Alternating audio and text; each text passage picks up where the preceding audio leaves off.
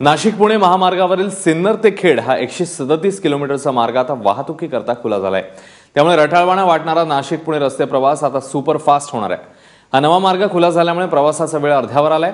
जिथे पूर्वी 6 तासांचा वेळ या प्रवासाकरता लागायचा तिथे आता केवळ 3 तासात नाशिक पुणे अंतर कापता येईल। सागर आपला प्रतिनिधी आपल्या सोबत आहे। सागर, काय अपडेट्स आहेत या संदर्भात? अश्विन, खरं तर ही खूप वर्षापासूनची प्रलंबित अशी मागणी होती।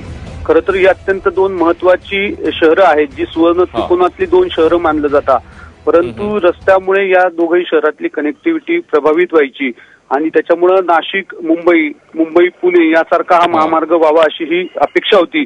आणि सुदैवानं दिल्ली मुंबई इंडस्ट्रियल कॉरिडॉरच्या अंतर्गत हे सगळं काम जे आहे हे आता जवळजवळ पूर्णत्वास आलेलं आहे। 76% काम जवळजवळ या रस्त्याचं पूर्ण झालंय।